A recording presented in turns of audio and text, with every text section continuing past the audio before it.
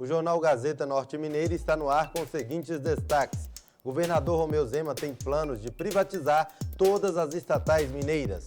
Saiba o que é transtorno opositor desafiador. Homem descarta caixa com aves da espécie periquitão maracanã e foge da polícia na zona rural de Montes Claros. E ainda, Polícia Militar apreende mais de 900 pinos de cocaína embaixo de caixa d'água. Essas e outras notícias a partir de agora no jornal Gazeta Norte Mineira.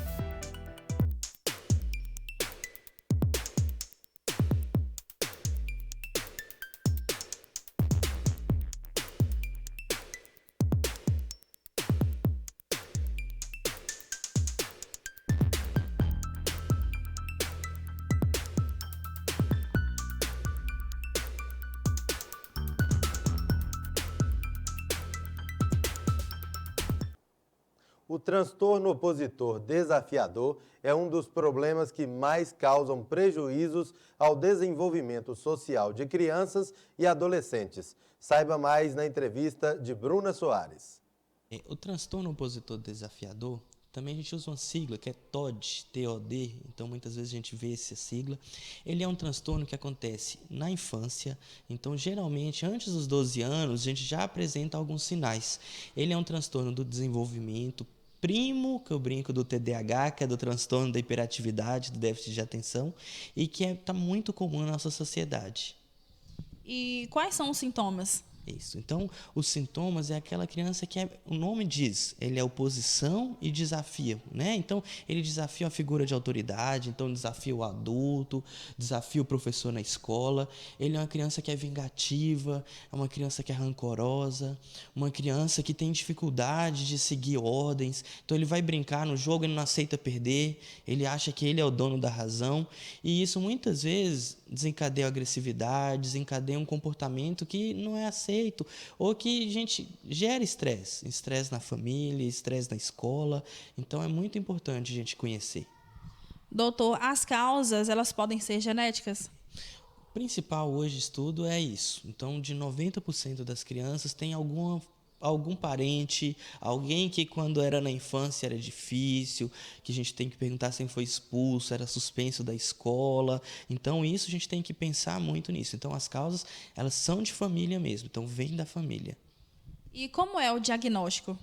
O diagnóstico, ele parte, então é muito interessante a gente aparecer na televisão, porque parte da suspeita dos pais ou da escola, né? Então, quando a gente já chega no médico, a gente já tem que levantar essa suspeita. Então, aquela criança que está dando muito um comportamento desafiador, que está dando um comportamento de estresse na família, que a escola está sempre reclamando, a gente tem que pensar nela, e aí eles vão procurar o neuropediatra. Na consulta, o neuropediatra, ele tem um critério, a gente tem alguns pontos que tem que delimitar de idade, delimitar os critérios de inclusão naquilo, se está acontecendo, que é importante em 2 ou mais ambientes. Então, não é só ele estar estressado na casa, todo ambiente ele é assim. Então, o diagnóstico ele é clínico, não tem ressonância, eletro, outro exame que faça, não. E existem idades que isso acontece com mais frequência? O principal foco é muito importante. É entre os 6 aos 10 anos. É o que dá maior dificuldade.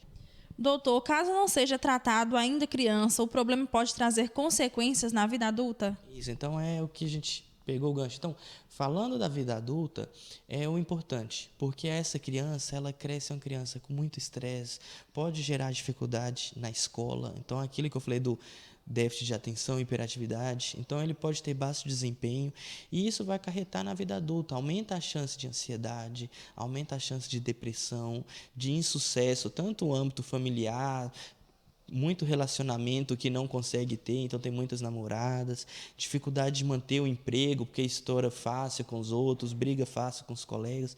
Então é interessante a gente diagnosticar quando é criança, porque existe o tratamento, né? O tratamento ele passa com a ajuda da escola, a ajuda da família, psicólogo e algumas vezes tem que usar medicação. Então a gente trata durante a infância, porque a infância é muito importante para ser a base para o nosso desenvolvimento. Então, a gente é um adulto, que a gente tem sucesso ou não, a gente é fundado na infância.